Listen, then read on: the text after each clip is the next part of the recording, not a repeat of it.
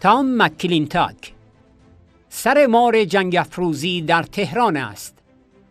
قطعنامه 100 این واقعیت ساده را به رسمیت می‌شناسد و از تمایل مردم ایران برای خلاصی همیشگی از شر آن و استیفای حقوق خود برای داشتن یک جمهوری دموکراتیک حمایت می‌کند. قطعنامه 100 کنگره آمریکا نشان دهنده حمایت قوی از مقاومت ایران در میان مردم ایالات متحده است.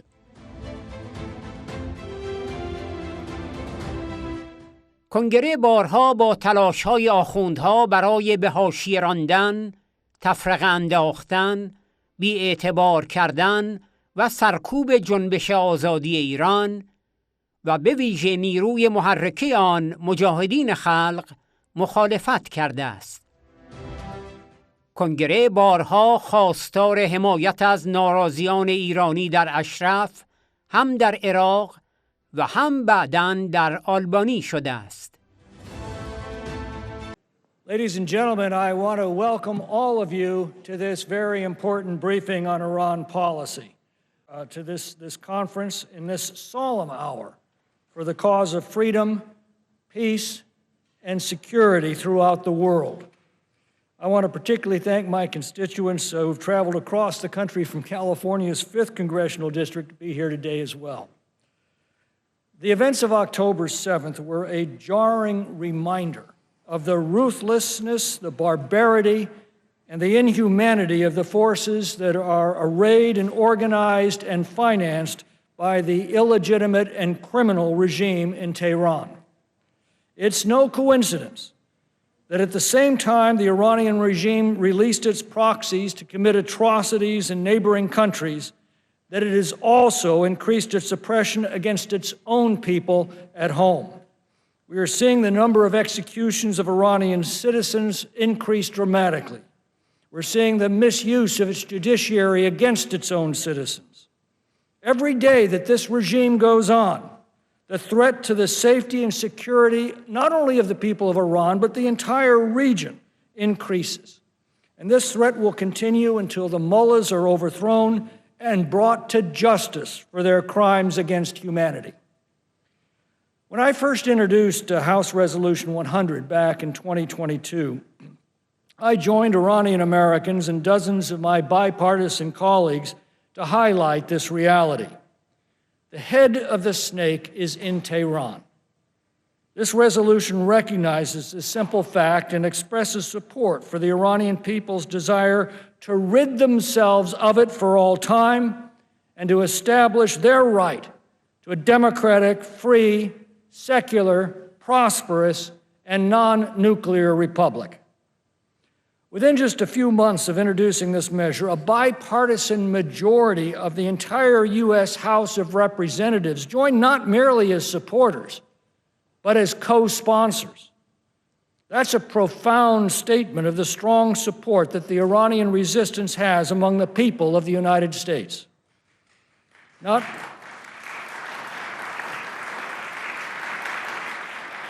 And it wasn't long after that the Iranian people rose up to reclaim their freedom from their tormentors and oppressors in Tehran.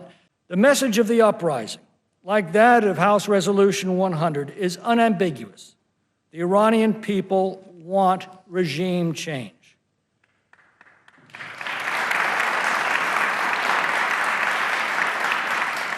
The tyrants of Tehran rest uneasy on a throne of international terrorism and internal suppression. Yet we also know that the Ayatollahs are doing this as a means of survival, a gruesome strategy that depends on taking innocent life.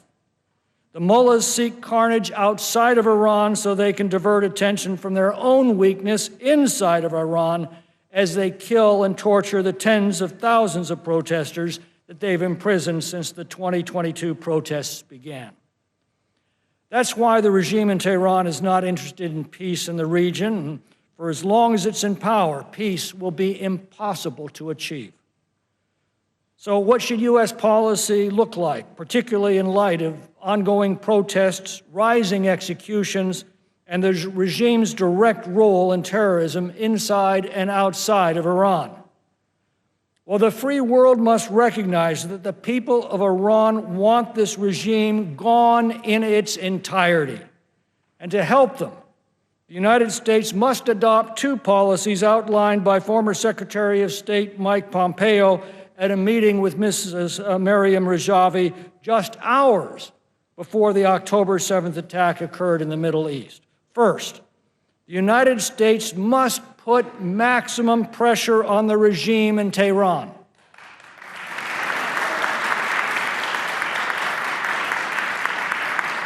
This means that it must stop offering the regime additional capital, and it also means the administration must enforce the many sanctions that are required by United States and international law. And the United States must refrain from actively undermining the Iranian opposition.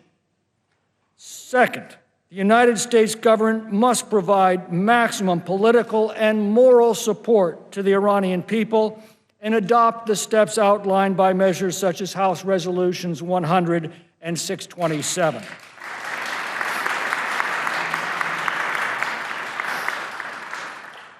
The fountainhead of international tensions is the dictatorship in Iran.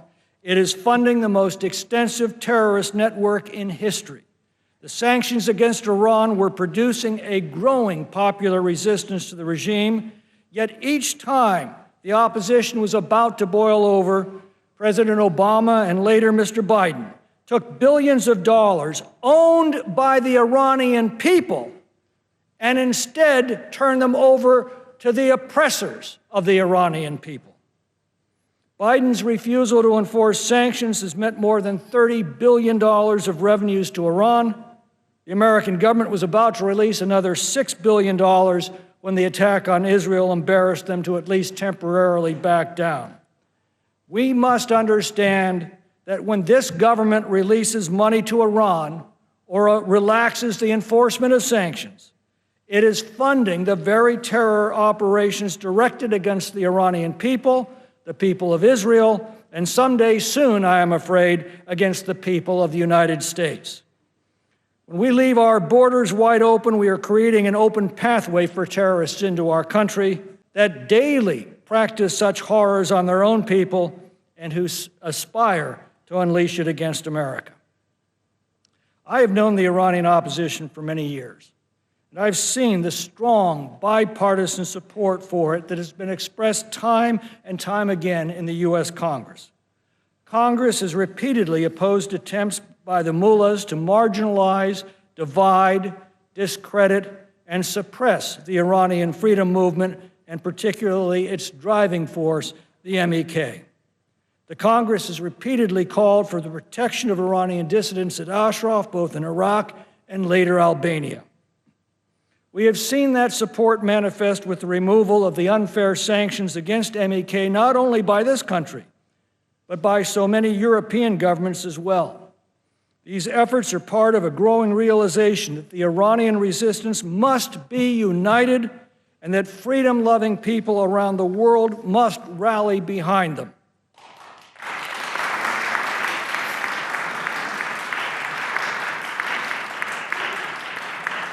The Congress has made its position clear, and I fervently urge the President and his administration to do the same.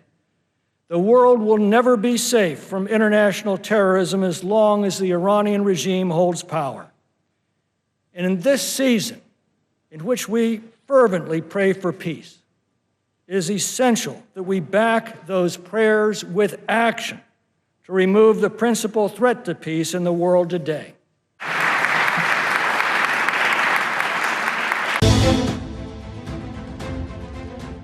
روبن گالکو، رژیم از نمایندگی‌های دیپلماتیک خود در خارج از کشور برای سازماندهی توطئه‌های تروریستی و سفیدسازی نقض فاحش حقوق بشر در ایران استفاده می‌کند.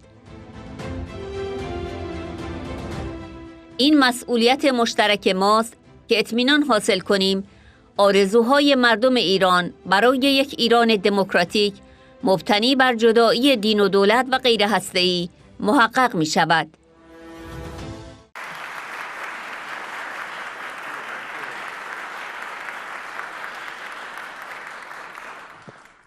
It's a pleasure to be here. I welcome you to your Capitol Hill, as well as virtually Madame Rajavi. Let me begin with the truth, that the United States Congress unequivocally supports the Iranian people's aspiration for a democratic, secular, and non-nuclear republic, and we as a nation call for the protection of dissidents, both inside and outside Iran, without any hesitation.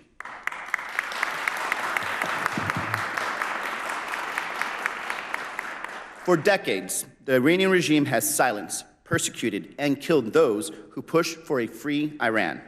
Let us remember the sacrifices made by those who have paid the ultimate price in their quest for freedom. Instead of representing the interests of the Iranian people, the regime has long used its diplomatic representations abroad to orchestrate terror plots and whitewash gross human rights violations in Iran. Since the war in Gaza, we have seen a significant and sustained increase on attacks on U.S. and coalition forces by Iran-backed militants and militias, resulting already in 60-plus injured U.S. service members. These injuries are not without a clear objective. It is our shared responsibility to ensure that their aspirations for a democratic, secular, and non-nuclear Iran are realized. While the U.S. and our allies do what is right to pressure Iran and its partners in the region, we must also acknowledge the people in Iran for pushing for this change. I was honored to do my part when I joined my colleagues from both sides of the aisle, something very rare you see here on Hill, for us to co-sponsor the House resolution in support of the Iranian people and condemning human rights violations. The resolution